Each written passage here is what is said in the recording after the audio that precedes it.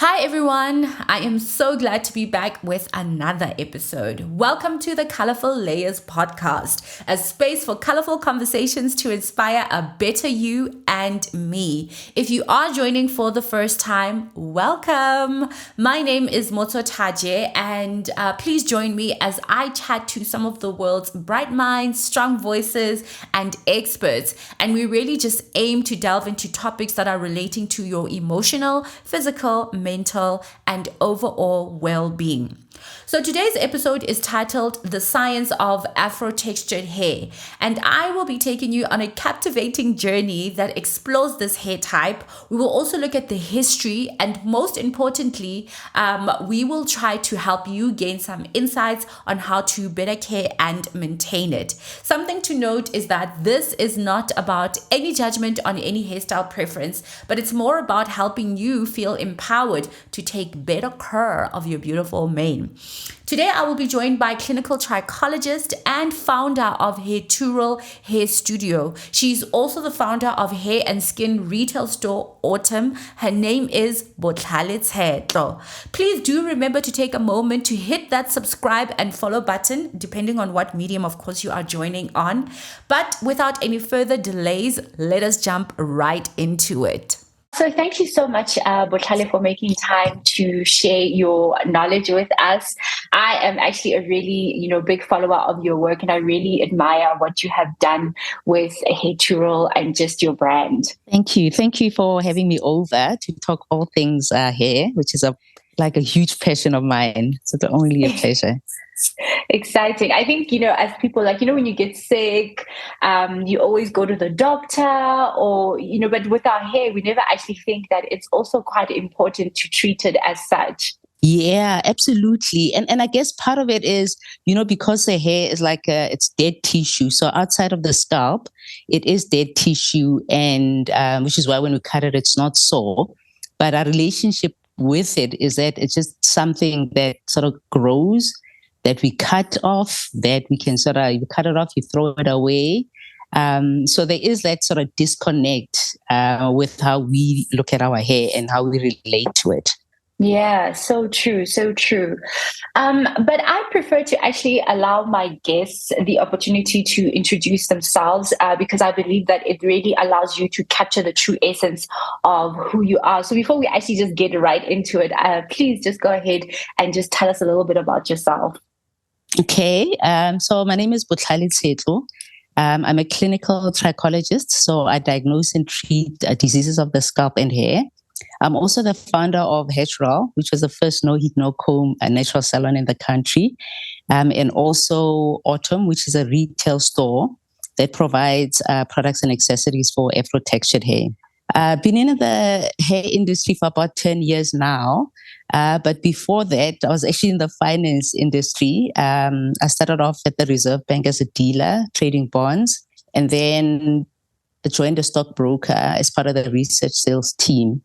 It was, the journey started because I was home, because of an illness that I had, a chronic illness back in 2009. I actually had to leave work and to really take care of my health. And being home and having lots of time, I was able to really venture into a lot of things. And the hair journey was really enabled because of that. Wow, that is amazing. And I mean, I'm sure when you were at school studying and preparing, for your career, you never ever thought that it would take you into this direction. And it's almost like this was made to be. Absolutely. There was no way. I mean, the only time I really got involved in hair was in high school. So my mom had volunteered my time at a salon because she didn't want to do her hair. So I would leave weekends and just go spend time there and help out. And whenever she had functions, I would be the one doing her hair. So it was almost like just a thing you do on the side, And at the time, it was going into the hair industry is not seen as something you sort of choose when you're in high school. No, definitely. And say, okay, when I finish high school, I'm going to be, So it was never an option. It really, really wasn't. So there's no way I would have seen or even thought that, the journey that started when I was 16 would have sort of brought me back to hair. Sure. Amazing. I'm sure your mom does like so many fees later. I should have known and think to myself. Yeah. So, and I think that almost is almost like the starting blocks of your story with hair, because I believe that most women, most people with color usually have a hair story. So I'm really interested to find out like what your personal hair story has been, and how does it then intersect and set you in this path? Yeah. So after that period, fast forward to 2012, I had braids, and they pulled them so tightly that I actually had traction alopecia along my hairline. And I decided to just chop all that hair off. And it was during this time that I think a year later, I was going to give a talk, a TEDx talk, and part of the talk was about self-acceptance. And at the time, my hair was like quite short, so it was like a baby afro. And I remember thinking, okay, how can I talk about self-acceptance if I'm not wearing my hair as it is? And that really triggered a deeper sort of yearning for understanding my hair, because I realized I did not know my hair. It was growing up, it was almost just like this thing you style to look pretty, but I did not know what my hair is and what it wanted, And so I started researching quite a lot and realizing that a lot of the products one was using did not have the best ingredients for our sort of hair. And even going to the salon, was like not a pleasant thing, because it was just to style and, go in, get out as quickly as you can. So I started mixing products in the kitchen. And it was just natural oil. So coconut oil, your avocado oil.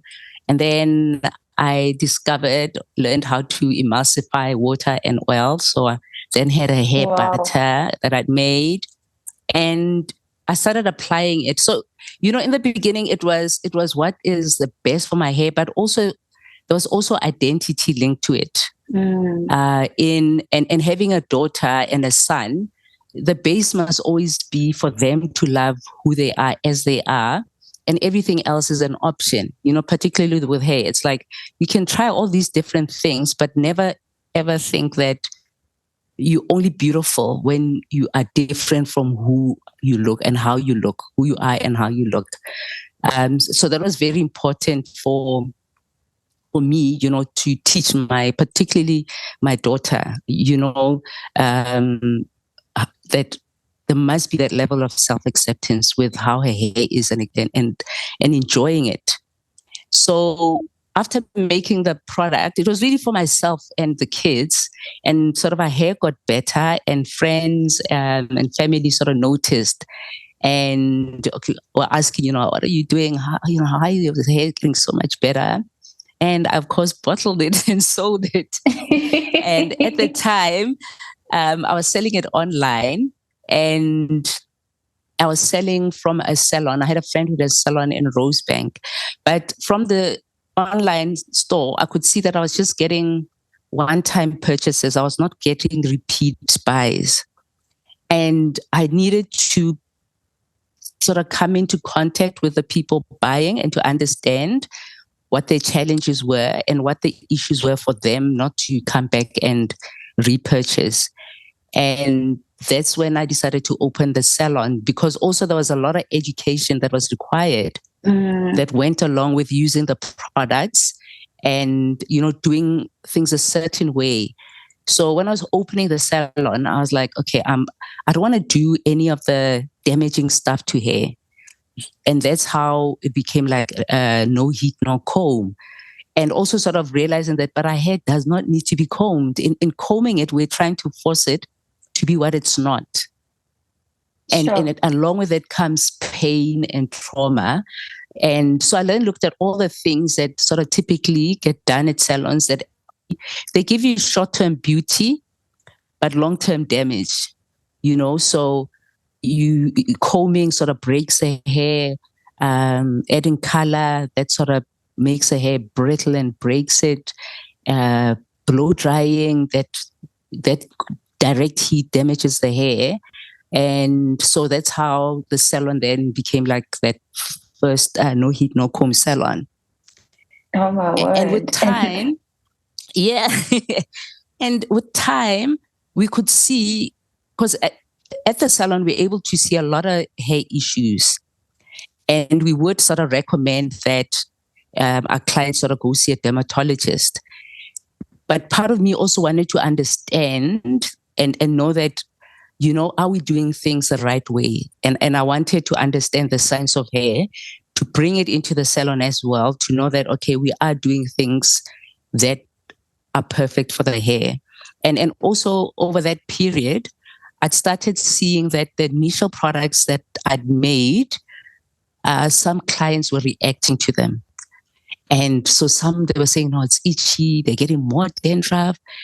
And so I'd sit with a stylist and we'd go over like all the different things they were seeing. And then I did a survey with the clients as well, was asking them questions about how their scalp felt, their hair issues, what they want. And that process sort of led me to see the profiles which I created. And these talk about the different types of profiles we all have. Oh, and some of the issues that we have with our hair are because you're a certain profile, but you're using the wrong products. And it's very similar to skin. If you're an oily skin type and you're using products for dry skin, it's just going to worsen it and it can actually create more problems. So that's really what led me then to just into trichology and figure it out, because I could see that there were 4 profiles, but I needed the science to understand what these profiles, what is causing them. Yeah. Sure. And that's yeah. So that's been the journey of traction alopecia to being a trichologist. It's such an incredible journey, and definitely so needed. I mean, even in just sharing your story, you touch on so many important aspects, which I hope that as we continue discussing, we will touch on. But one of the things that you mentioned is around identity, and I think that in putting together this, topic, obviously, the aim is that if somebody is listening to it, especially like somebody who's a person of color, will walk away feeling really truly empowered how to take care of, their hair. But I always find that when you touch on this subject, it's almost like religion or politics, people always get a little bit touched in their studio. So when you have these conversations, or maybe you're educating people, how do you do that from a place of, where people do not misunderstand what the true mission is, or maybe perhaps feel judged when we have this conversation? How I normally started, right, is looking at what the challenges they're facing, because a lot of those challenges are not understanding your hair. And then we look at alternatives so that we don't have to deal with this hair issue. So it's societal issues as well, it's how we grew up perceiving our hair. And looking back, there's a lot of custom and traditional stuff where the hair played a bigger role. And obviously with colonization, that shifted how we perceive our hair. So a lot of our, and it's so layered, right? It's so layered. And sometimes we asking people to address the deep issue when they haven't peeled back the layers of it. Yeah. So they're just dealing with it every day. They're dealing with, I need to go to work. I don't have time to be trying to do my hair, or I'm back from work, I'm tired. I don't want to be twisting my hair. My child is at school. I don't have time in the morning. So that's like the outer layer stuff of just finding the quick solution to, I want to do my hair. But then you peel that back layer and you look at, but what choice are you making about what type of sort of solution you're coming up with, right? And then you peel back another layer. It's like, okay, but why that choice? Mm. You know, and it's like so layered. And I think at the core of it, unfortunately, it does sort of go back to the identity thing about, you know, this is who we are. And we've been told not to love ourselves as we are. And that's why for me, it was like, for me as a mom, it was very important to peel back those layers and go to the core of it and teach my kids that you have to love yourself as you are. Sure. Right? And understand yourself as you are. And then the different layers that come, are those just options? But they must never change the core and the essence of who you are. Yeah. You know, because with that, it's and it's fine. You know, she's young. She still allows me to do what I want to her hair. And there'll be a time she chooses something that is different from what I would have wanted for her, you know, and that's her choice. But the core is there's an acceptance of, and with accepting, you actually learn to love it better. That's been my experience of seeing my own personal journey with my own hair, is when I accepted that, okay, hair, the type of words I associate my hair with, I'm curly, coily, big, you know, it doesn't flow, you know. So part of it is accepting what your hair is also not just what it is, but also accepting that my hair is not, it's not long, you know, and not comparing it to other people, because it's genetics at play there. And the minute you sort of say, okay, this is what it is, okay, this is what it can do, this is what it can't do, and then it just becomes a journey of just self-discovery with yourself, you know. And yeah, it's peeling back and it's painful to peel back those layers, you know, because it means confronting uncomfortable things about it. Yeah. Sure. And I think it's so powerful what you just said there, that it's one thing to accept what it is and what it's not, because sometimes, you know, with obviously the movement, and we'll talk about that in a bit, the movement of, you know, loving your hair and so on, there's always these things where people are like, this is why your hair is not growing, this is why your hair is not that, long. And what you just said now is, you know, sometimes some of our black hair won't be long. Yeah. And at the beginning of the movement, the natural hair sort of movements was started really in the US. It was quite active a couple of years ago. So they were, at that time, I would say they were probably 10 years ahead of us in terms of what they were doing. The movement was much bigger there. And if you just compare our hair and theirs, you know, they've got a different curl type. They've got the climate contributes. So they're in a more humid environment. Ours is drier, you know. So you would look at somebody who could even be mixed race, right? So then they've got longer hair, and you here, and you got that very tight, coily hair, and you're following everything they're saying you must do, you know, and there's no way your hair's going to be like theirs. And that's like, and that for me, and that is like, it then actually turns to self-hate, because now you hate your hair for not behaving like it should, like you want it to, like, you know, it should be like that, you know, it should be like that other person's hair. And that just, that internal dialogue you have, just, you know, beating yourself up for something that is sort of out of your control. About it's like being upset with yourself because you're short and wanting to be as tall as that. It's the same thing. And you wear tall people's clothes. Yeah, I'm like, yeah, I want to be okay. Maybe if I eat that food, I'll be taller. It's genetics. Sure. There's nothing you can do about it. Wow. Sure. So powerful, so powerful. I actually never thought about it this way. And thank you. I think you summarized it really well. But before we get into the science of it all, right, I would like us to touch a little bit on the history. And the reason why I'm saying this is I'm currently watching a South African TV show called Ishaga Lembe. I'm not sure if you are familiar with it. Yep. So for those who like people who listen and they're not familiar with it, it tells the story of a Zulu kingdom, a former king from a Zulu kingdom, Shaka Zulu.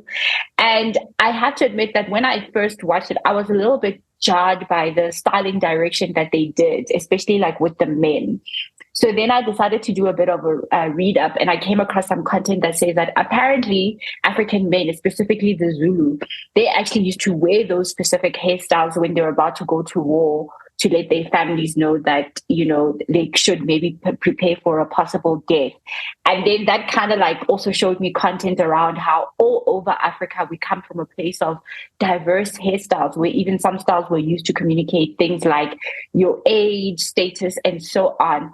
So it seems like there was a lot of knowledge already around hair and like a lot of pride. And I'm just curious to know from you, like, where did that come from? And, and how did we move from that? So I don't know if there's anything you can share from that history. Yeah. So, I mean, as Africans, we have a lot of culture, like rich culture and rich traditions, and tied and identity is really about that, right? So a lot of those celebrations. I mean, if you look at our traditional weddings, sort of contrast it to white weddings, a family in our traditional weddings will wear, like, there'll always be an attire that shows who family is. And that's like a sense of community, a sense of this is who we are, right? And so the hair was just an extension of that, part of that identity about being part of a community that's defined by our culture and traditions. So it was a tool as part of that. And like even say weddings, you'll see that the bride, or particularly say mahadi, where she'll be dressed a certain way and she'll be the hair will be covered. For that particular occasion, the hair is covered. So for a different occasion, the hair will be done differently. So it was rich, there was such richness in our culture and our traditions, and the hair was just a part of that. So when some places, even when mothers are having babies, there's a particular hairstyle. Men going to war, it was particular type of hairstyles that were used to. So it was like part of your outfit, part of talking about this is where we are, this is what's happening, this is who I am. Festivity, yeah, and it was, and all that knowledge was sort of passed on, and this is sort of pre-colonial era where that richness was very vibrant.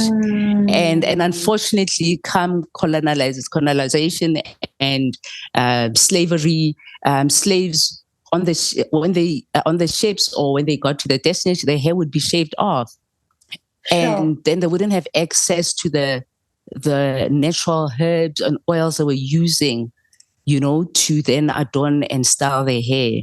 And then even with us, I mean, in South Africa, we had that pencil test that was used. If you put a pencil in our hair, it was used to tell if you're gonna be classified as colored or black. Word. If the hair is soft, then the pencil will fall down, and then if it gets stuck, then you go in that group. Sure, and I guess that leads to the shame then. Absolutely, of that hair, and just continuously being all the time, we're not beautiful enough, and then Eurocentric standards then taking over. So would you say that period where colonization comes in, is this the period where we now lose this knowledge from it being preserved and passed on from generation to generation? Absolutely. And we lose that knowledge that would have been passed on from generation to generation about even the products we use, right? The oils we use. So all that disappeared. And when I was sort of looking at the formulations and sort of looking at the different oils, I was like, but surely each ecosystem provides for the flora and fauna in that ecosystem. So I can't go look for solutions that work for this ecosystem in the US where the conditions are different. And I was like, but this knowledge was there, our ancestors were using this knowledge, and unfortunately with then what happened, we lost that info.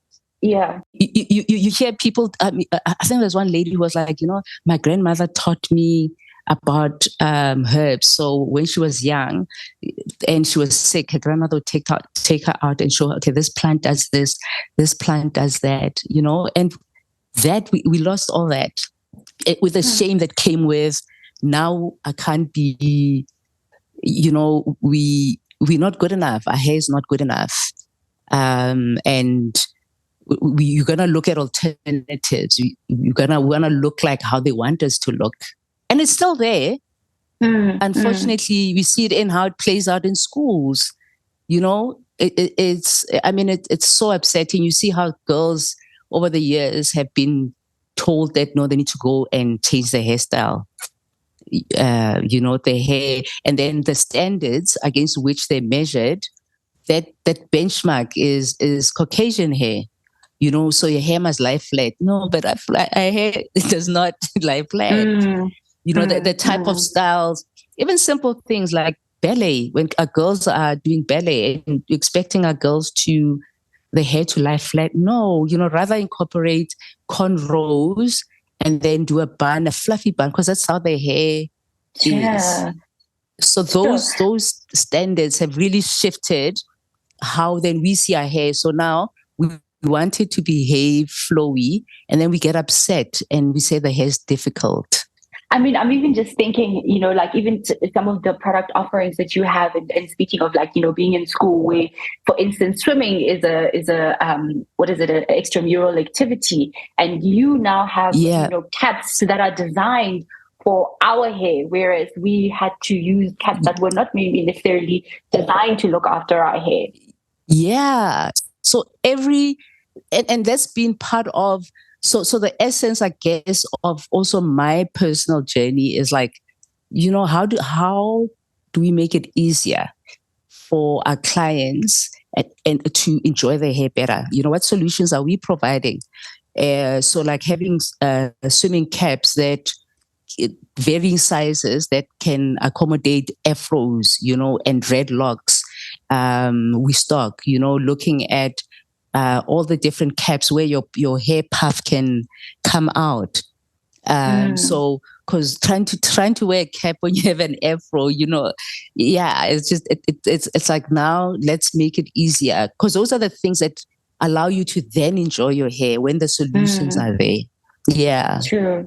So some of the things that you touched on are, I guess, what you can describe as sources of discrimination, and then trauma, I suppose, that we move from a place where, our hair was viewed with pride and a source of strength, to now shame and discrimination. So you've mentioned like a few words, like the hair is now described as difficult and coarse and so on. So I'm kind of interested to find out, like, how does that trauma impact us? How does it sit today? And you also mentioned, like, how it was important for you to teach it to your children and so on. So what does it look like from like an intergenerational effect as well? That trauma is, I mean, if your base is you don't like your hair, and it's like you've lost. And that's been our base, right? It's not good enough. It's not beautiful.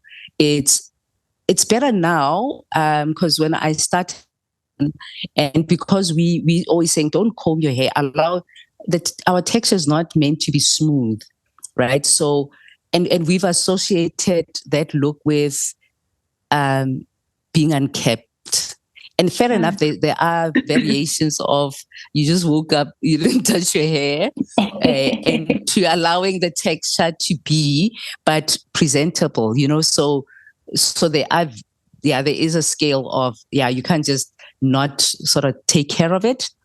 but just even that texture and just allowing it to be, right? It's taken a while. Now it's normal for us to see it, but it was like, what's going on? Is everything fine at home? If you go to work with your hair, just, sort of scrunchy, and you're allowing its texture to come as it is.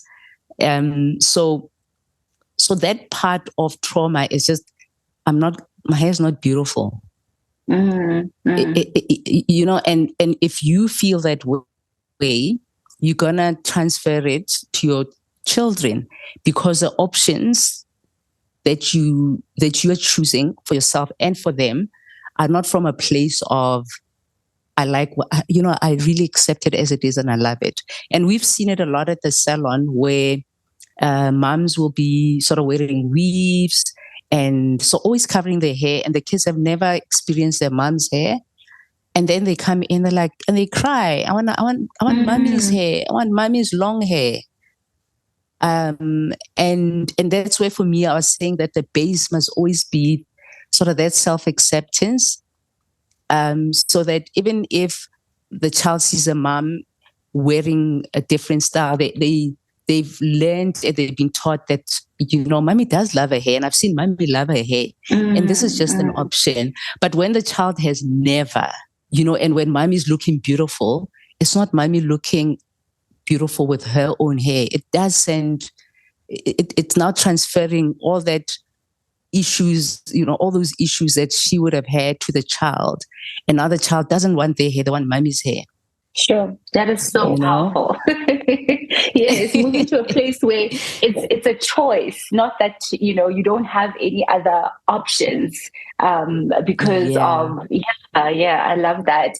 And I think just bringing it home for me. Speaking of that, I've always admired and loved natural hair. But deep down, in the back of my mind, there's always just this thing that it's a bit of a struggle, and when I think of, for instance, my grannies and my moms, I always imagine that the ultimate end for me as a Black woman is that my hair is going to recede, because that's what I've seen with them, it's something that I'm always fighting every day. So I just want to find out from you, how much of this is the fruit of the trauma from, the decisions that we've made, or the hairstyles? And what are maybe some conditions that we as Black people, we are predisposed to naturally, or it has been, worsened because of the harsh styling techniques that we take on? So it is a combination of sort of the trauma that we inflict on our hair, so that there are some hair issues that arise because of that, particularly like the braids, where then it affects the hairline, and also because we from a place of not knowing, right? It makes it even harder. So if you don't know what your hair profile is, it makes it even harder to choose the right products, to know what type of routine you must follow. So that also sort of adds to the complication of getting the right styles done. Then there's also genetics at play. So there will be people that are predisposed to certain hair issues when certain triggers come into play. So some like a particular type of alopecia, and that sort of creates sort of circular alopecia areata on the scalp. It actually could even be triggered by a gut issue, where the immune system reacts, and then the hair and if you're predisposed to that, and genetically it's something that your mom say would have had, then that will play out.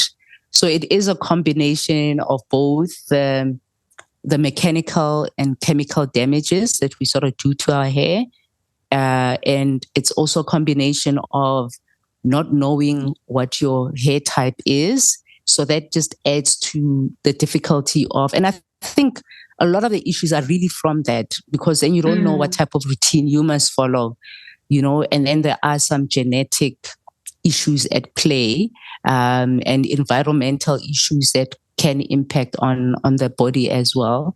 So nutrition impacts on the hair. So if you've got an iron deficiency, you'll start having hair thinning, hormonal changes. You'll see older women receding hairline and then thinning along the top. That's a very hormonal part of the head. Will experience hair thinning. Stress, a huge trigger, a very big trigger and you see it in certain profile. They've got very fine hair. Stress, they tend to experience loss of color because of stress. So if you think of Obama, when he came into office, he had a full head of black hair. When he came out, he was gray haired, and it's amount of stress. Yeah. So it is. It's and I guess part of what I do when I do consultations is combine. So people come in with a issue, but I also try to incorporate a lot of understanding what your profile is, because we can't just heal this part without you not knowing what your profile is. And a lot of people are shocked because when I show them and we sort of look using a tricoscope with like a 60 magnification, and the person thinks they've got an dry scalp, but I show them it's like it's oily. And like, oh my gosh, I've been using the wrong products. Because then she's been oiling her scalp, thinking her scalp is dry and she needs oils. And then she puts more oils and that just throws off the microbiome of the scalp. And that's how not understanding what your profile is and how it plays out in creating more sort of harm and damage. Interesting. And speaking of that then, are there common challenges that you usually come across when people come in to see you that we could look out for? Yeah. So the framework, I call it the scalp and hair profile, and it's like a sort of 3-step process. The first part is understanding your genetics, because that's what that's why your hair is the way it is, right? And then the second step is once you know that profile, then it's the products. Then you know what products to use, what products to avoid. And then the third step is then your regimen. What type of routine, hair care routine must you follow? And these will be different for the different profiles. So it's not the biggest lie when it comes to hair care is the for all hair types label. And that's what causes a lot of the challenges, because my hair, my kids' hair, I'm a different profile to my kids, and they both have different profiles. So we use different products. We follow my daughter's styling is very different from how I style my hair. My hair loves certain types of styling and hers a different way. So I would say the biggest part of taking away a lot of trauma, a lot of what makes hair care difficult is really understanding what your profile is. So normally I've got a quiz online that people can take, but it's quite limited because I can't see your scalp. So you might think your scalp is dry and enter dry, and it will give you a dry profile. But if you're not oily scalp, it does help give you a sense of what your profile is. So when I do the consultations, I also sort of go through your scalp, and we give you a scalp profile and we give you a hair profile, because those are two different things as well, because we treat them the same. We apply the same products to the scalp and hair, which is wrong, because the scalp is an extension of the skin and the hair is a harder keratin to the skin keratin.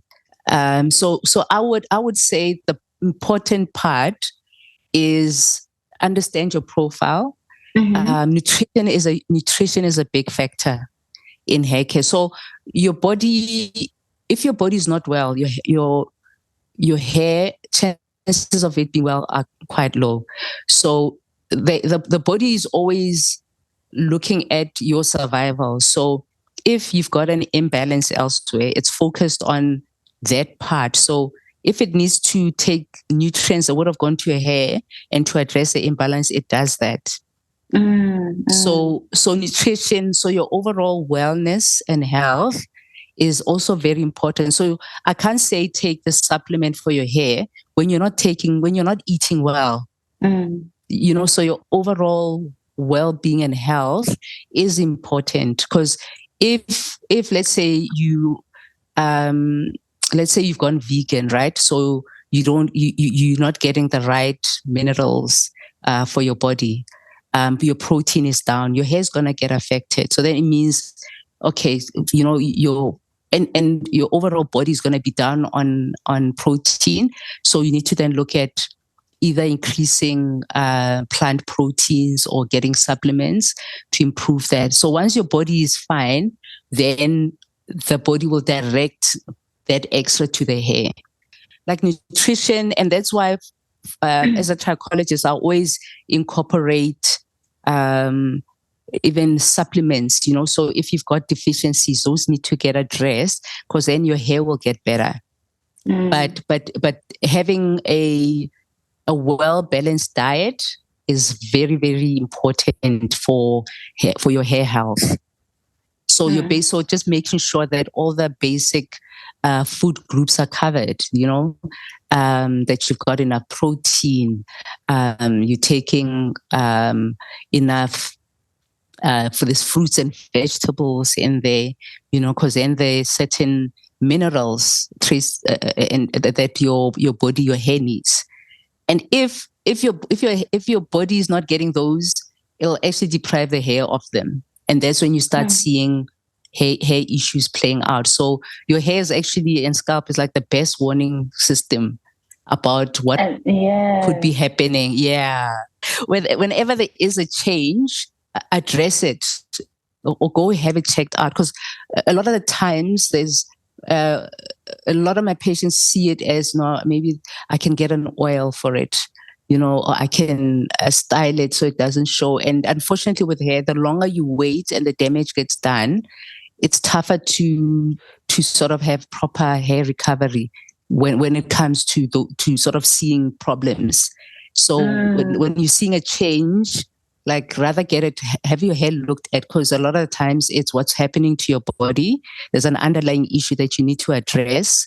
It could be a hormonal imbalance, but getting something that is put on topically is not addressing the cause.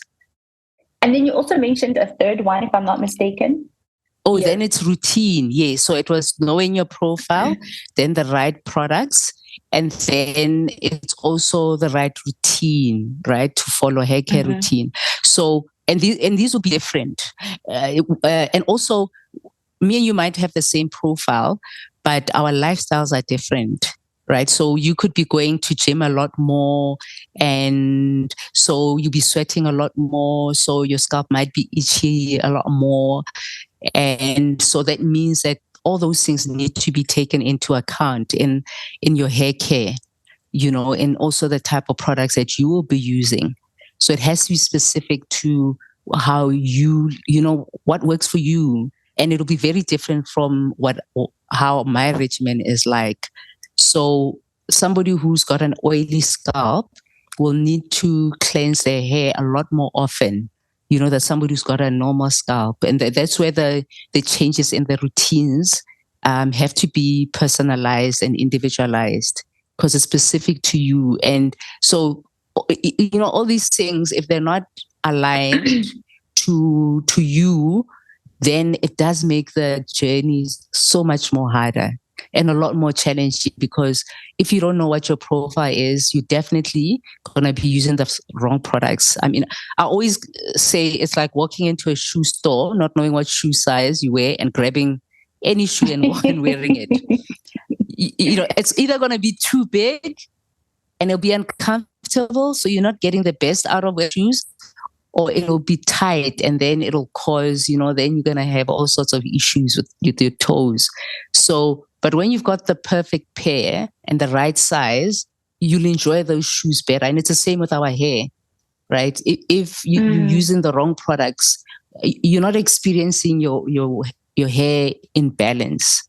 It will always be out of balance. And then if you're not then following the right routine for the right hair care routine, that'll worsen it as well. Yeah. So when you speak of profiles, right? I've heard a lot of people talking on social media, 4C hair or 3C. I don't know the different. Is that what you mean? Like the different hair types, and then are there categories in terms of what that routine will look like for the different hair profiles? So that particular typing system by Andrew Walker, he was Oprah's stylist. And I think he had a hair range, and he was looking at the different, and it was just looking at the curl pattern. And what we saw in the salon, we never really focused on that because we could see that it's not the only thing that matters. Your curl type or all it is a shape of your curl, and that is determined by the shape of your follicle. The follicle is what your hair grows out of. So if you have a round follicle, your hair is going to be straight. So Asians and Caucasians with straight hair have round follicles. If you've got an oval follicle, the hair will grow wavy. And if the follicle is elliptical, then the hair grows out coily and curly. So all it is just that it's like, and fair enough, there is, in terms of sort of taking care of your hair, there is a difference in if your hair is coily and somebody who's straight. So coily hair will be more dry because the oils that coat the hair struggle to move to the ends of the hair. So there will be differences. And our hair, if it's elliptical, the hair will be flatter. So it's a lot more fragile compared to the Asians have thicker hair. So their hair is stronger than ours. So that is just, it's one aspect. So when I was looking at the different profiles, and obviously having done the trichology course as well, where I was then able to connect the science of what I'd seen in the salon to the profiles, I saw that the scalp is actually what determines how your hair looks. So the shape of the follicle determines the type of curl you have. The size of the follicle also impacts, because you've got people with very fine hair and their hair will be very prone to breakage. So then it means the type of products they use must have protein in them. And then I saw that the people who the scalp barrier is, they don't have a strong scalp barrier, so they tend to react very easily to products. They have allergies. They have a lot of skin allergies, so they have to use different types of products. And then also the oil gland that pours oil into follicle. If you've got a lot of oil, and it's all just genetics, right? So if you produce a lot of oil, you struggle with a lot of oily scalp, and a lot of people with that profile will also have an oily skin. So they have a lot more oily breakouts.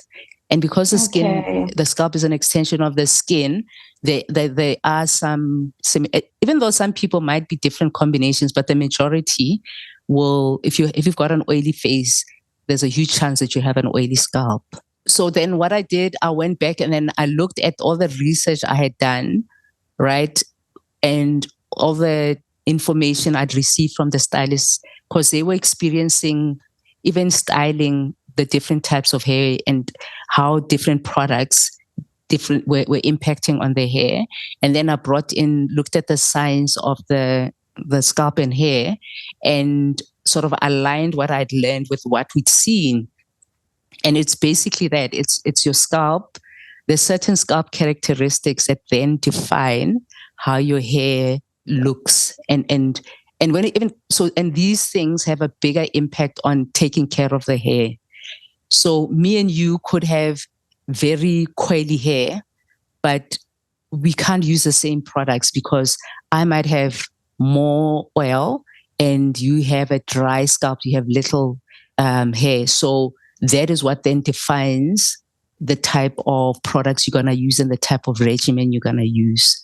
So I looked at all the typing systems that were there, and each of them was just describing one aspect of our hair. And what I tried to do with the profile system was sort of a classification system that covers more than just one aspect of the hair, covers more than just your curl pattern, but it also takes into account what is your scalp. Does your scalp have hydration, proper hydration?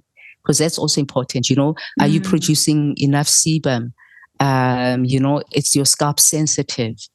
And that's then I sort of, saw that there were 4 key, and they're very in line with the skin profiles. You'll get an oily skin profile, a dry, a sensitive, and normal.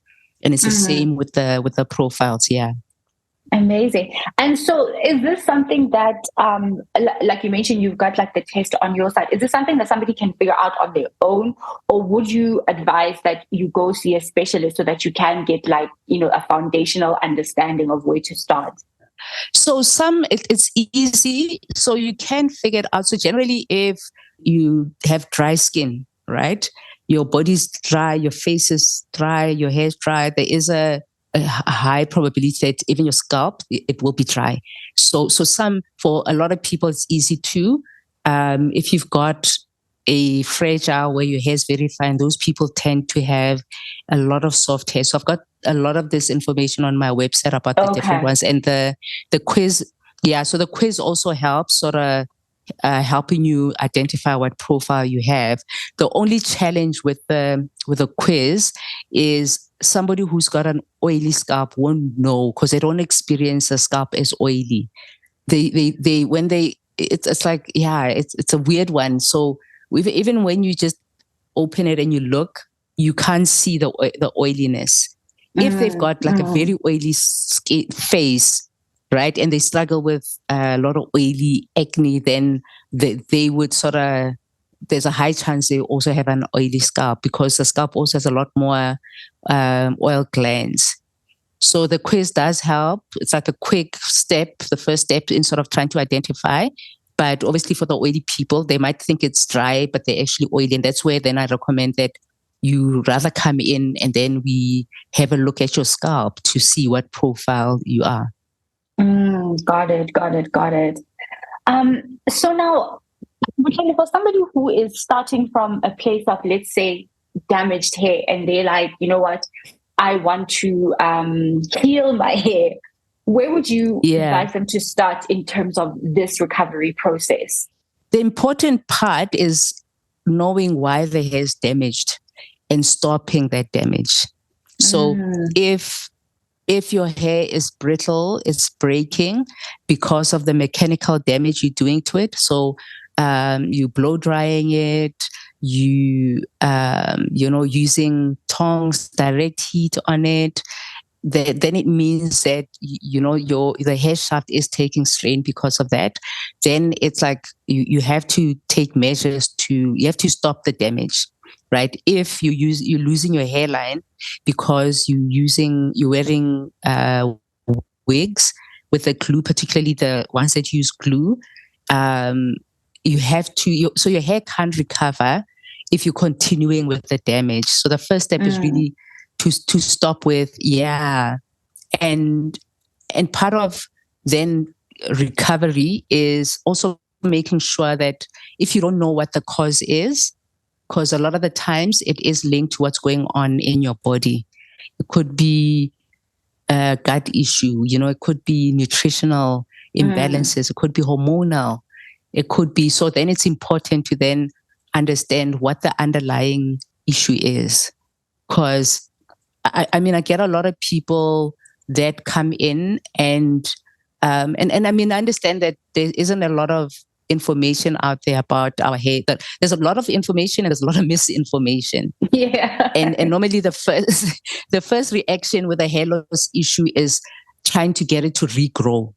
Trying to stimulate either with PRP or micro needling, or they go to places where the aim is to try to get the hair to regrow. But the problem is a lot of times is bigger than that. And you actually need to address certain things. So let's say you've got inflammation. You can't then go micro needle on a scalp that has inflammation, right? So then it means, but also to know there's inflammation, you need to go to a place where they can identify that there's inflammation. And then that inflammation is addressed. So I guess when you've got damage, it could be mechanical and chemical stuff you're doing. So chemicals like your relaxers, hair dyes do damage hair because they're very alkaline. The scalp has a pH of 5.5 to protect it from bacteria and yeast. So some products like relaxers have very alkaline, hair dyes are very alkaline, so they will damage the hair. And so if your damage is not coming from mechanical or chemical damage, and you don't know why there's changes, it's really important to then see a specialist, to see a trichologist. Then, because then we have to look at what the underlying issues are. If it's not mechanical or chemical. Yeah. And then and this does include sort of doing blood tests, because that does help identifying what the issue is and diagnosing it. And sometimes it's the issues that I can't solve. So if it's a hormonal imbalance, then I ask you then to see an endocrinologist, and then what I do then is just to help with the regrowth, but while knowing that the underlying issue is being addressed, and that becomes better in sustaining the hair regrowth. It doesn't, you try this thing. And also it requires patience. People become so impatient because it's taken years of, and a lot of months of the damage happening. It'll take time for the hair to recover. But understanding what the cause is so important. And that also requires not only, changing how you're taking care of it, but also lifestyle changes. Absolutely. Sure. It's like knowing how you've got, say, irritable bowel syndrome, and you're always bloated, and there's inflammation. The scalp will be, because there's a gut and skin connection. So that inflammation in your gut, on your skin, will be there, and affecting your hair growth. So addressing the imbalance in the body is part of healing the hair and the scalp. Amazing. We actually did an episode with the doctor. We were talking about gut health, and I think it's all just coming together now that, gut health is not just, your gut as such, but it's your skin, your hair, just overall as well. Yeah. Yes. And that's part of my approach also is like a holistic approach to healing the hair. It's not just in isolation. Okay, you've got hair fall, let's try to get it to regrow. It does include those lifestyle changes you are mentioning. Yeah. That if you're stressed, and sometimes it's things outside of our control. It's a death of a loved one where there is a lot of emotional strain. It's work-related stress. And some are tough to change. You can't sort of change your job today, but it means also the lifestyle change where now you need to manage that stress. Sure. So you don't experience that hair thinning. Yeah. And there are a lot of fads out there,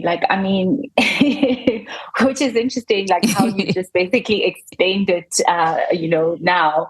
Where even to some point new challenges are coming out. And I think it's probably coming from a place where people are always looking for solutions and sometimes quick fixes. If it's not rice water, it's onion water. So if you were to name maybe just obviously taking into context that you have explained that, there's different profiles, we're all different, but are there a few foods out there that you think that one should incorporate into their diet, or if there's external product or ingredients or practices that one can start with that are good for our hair? Okay, so the base, obviously, with the nutrition is obviously have protein, right, in your diet. And water is also important. So the scalp gets hydration internally. So you got to drink. And if you're drinking water, a lot of water, and you've seen that, but your scalp is still sort of dry, then it might be an issue with malabsorption, that your body is not absorbing the water and how you're drinking. Because also there's a difference in sort of gulping water and drinking water throughout the day. It mustn't be like 10 o'clock. Oh, I've gone behind. I need to drink 2 glasses now. That doesn't do your body much good. So well-balanced diet, but out of that, protein is important. It's a lot of the deficient hair loss issues is deficiencies. And sometimes a lot of the things that are marketed, because you'll see a lot of like biotin, it has biotin. Biotin, it's only important if you've got a deficiency. And biotin deficiencies, I've never seen somebody with I haven't come across anyone with a biotin deficiency. So some things are marketed, it becomes, and then brands, because everybody's saying this, you don't want to be that brand that's not saying, including it as well. But your vegetables and fruits are also quite important. Because in there also you want all the minerals that your vitamins that your body needs. And I always say, if you've got a deficiency, you will want to supplement, but the best way is always taking it from food, that your body digests the food, and no putting the food on your head, because I was actually about to ask you about that. So food has to go into your system, get digested, and there's certain enzymes that break down the food and get into your system, and that's how the body gets it. And if you're putting it on your hair, because also the molecular structure of those things won't do anything, because you want it to come from within, right? To strengthen from within. Fair enough, products do help topically, but food must go inside. It must be eaten. It must be broken down. And the body then will provide those nutrients to the hair and scalp. Amazing. And earlier on when we started chatting, you actually mentioned something about you used to do a lot of braids, and then you had traction alopecia. So are there practices that we need to be aware of or minimize, that will also add to that? Yeah. So for braids, I always recommend using rather crochet. So this is where you plait cornrows and then they crochet the hair fiber. So it doesn't put as much strain on each individual hair. And also avoiding the hairline. And it does help, because you do need time. You need a period where you give your scalp a break. And, it breaks my heart when I see little kids with braids on. They like a 1-year-old shouldn't be braiding their hair, shouldn't be adding fiber. And these hair fibers, they're coated with chemicals that help that they don't have mold, right? But they actually cause an irritation to the scalp. And that's why you see when people have braids on, they'll always be patting, like, that hitting the head, because it's itchy. Yeah. So and it's itchy you don't because wanna, of the hair, the braiding fiber. I had no idea. Yeah. So some people will take that fiber and put it in apple cider vinegar to try to take out those particular chemicals. Okay. But that's a reaction. And the body tells us when things are not right. It's like, and a part of our trauma is we've accepted that it is painful, that beauty comes with a lot of pain. And in that we normalize things that we shouldn't normalize, right? So it's like your body will tell you put on something, it's itchy, it's, you have to stop, listen to what your body's trying to tell you. So there are always ways, the type of styles you do, that can help in sort of minimizing the damage that's done. But for people with like traction, I would say just use the crochet method. That really helps, and also give your hair a break. Allow it, because you have to allow it to recover. It might mean over that period you, instead of braiding, rather wear wigs, but also wear wigs so that because also I'm seeing quite a lot of friction, alopecia, for people that wear wigs without the glue, is that the wig with the friction will also, so even how you wear that wig must protect the hairline. So either line the wig with satin or get a hairband and cover it with satin so that you're minimizing that friction. Interesting. And I mean, at your salon, you practice no heat and no combing methods. Yes. Yep. So the essence, I mean, it's like with a salon, it's like doing everything that doesn't damage hair, right? And then we've got products that have ingredients that are natural and don't damage the hair. And then, so from my side, what I also incorporate is the benefit of having the salon is also being able to tell the patients that, you can do styles without, particularly when we working on the hair recovery, that because you do want to look beautiful in the process, but that are not damaging to your hair and your scalp. So it is important for that period to really, do all that we can to improve and give your scalp and hair a better chance of recovery. And that will include, no heat. It will include avoiding color dye, hair, particularly permanent hair dyes. It will mean, cutting down on added fiber, and no heat. Because I mean, like, when you walk into most of our salons, it's like the hair dryer just going off. And the smell, right? With that, you can smell there's a condition called bubble hair, and that normally happens when the hair is being blow dried, because that heat then on the protein in the protein structure in the hair. So that smell of hair burning is like, it's a sign that no, you shouldn't be doing this to our hair. And and it's become such a common smell, like that but it's actually your hair crying out. It is. And that's where the trauma, like part of this unfortunate part of the trauma is. So when I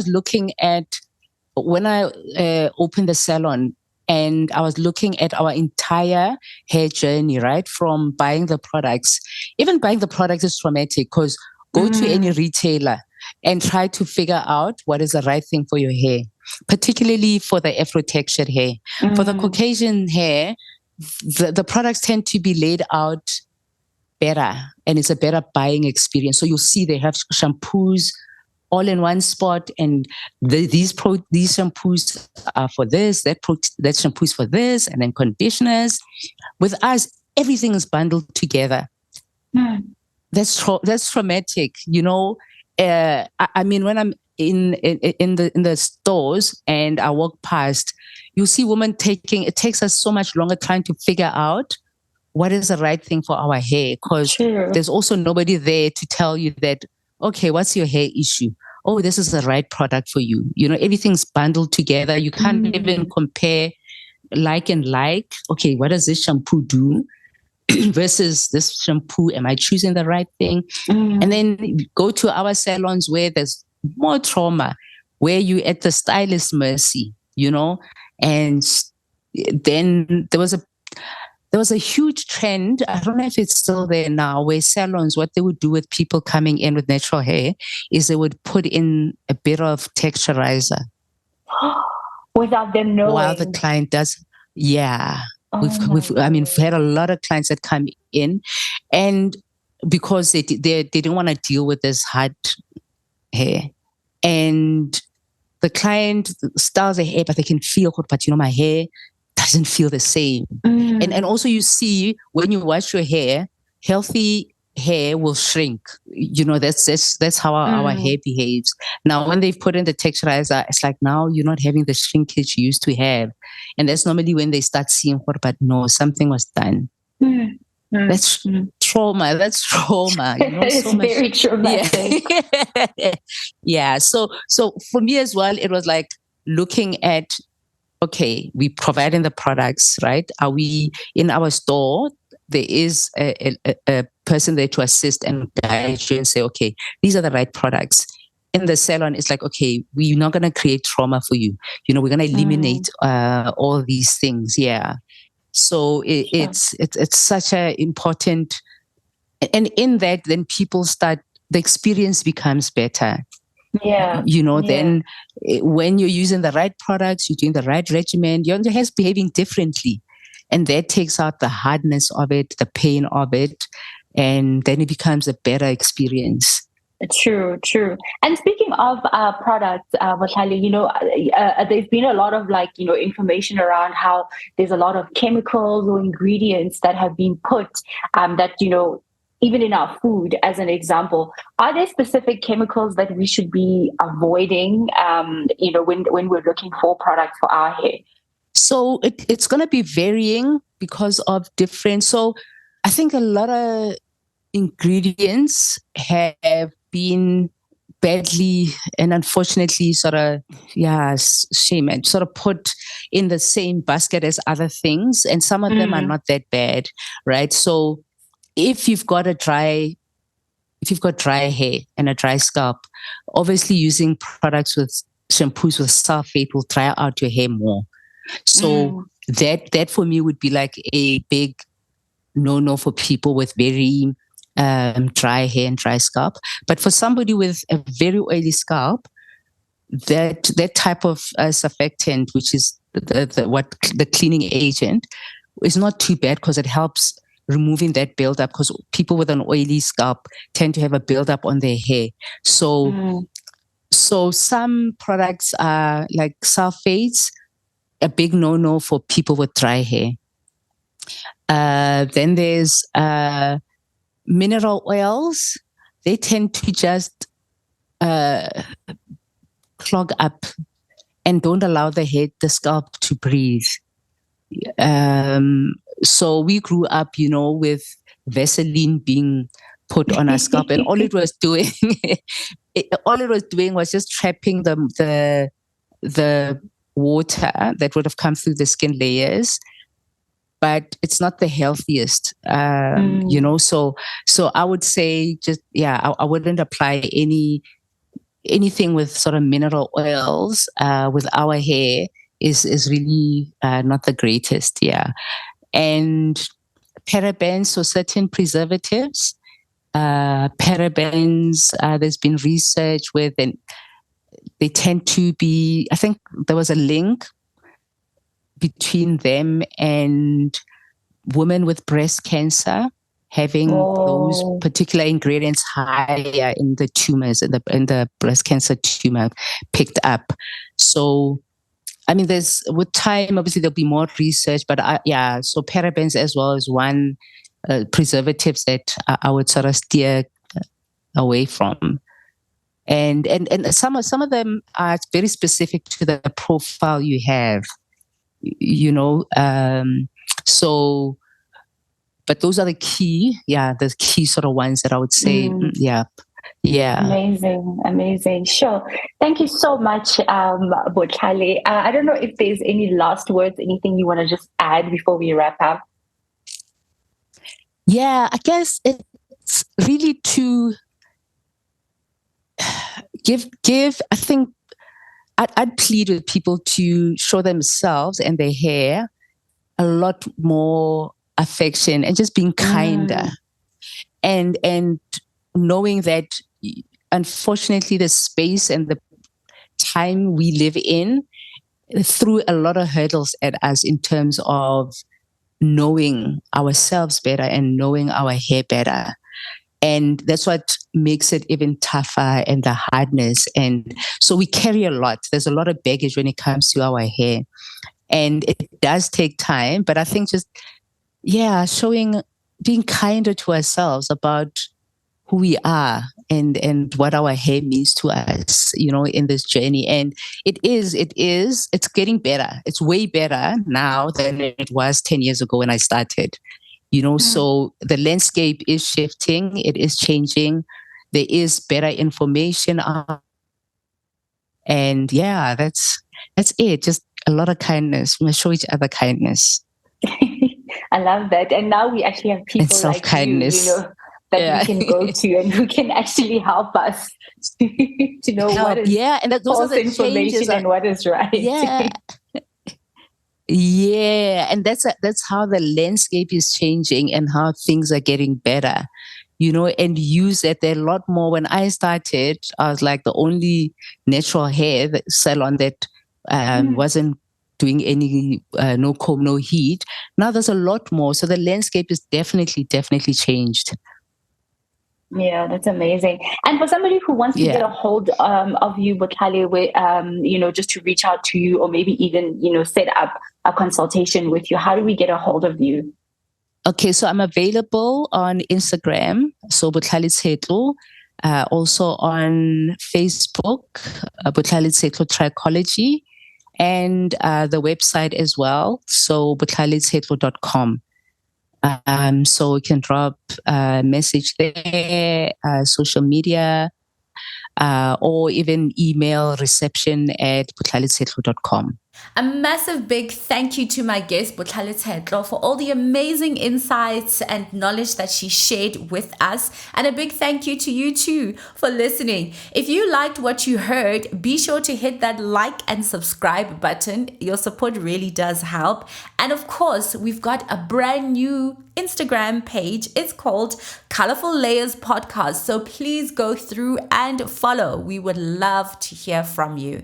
Thank you so much. Cheers.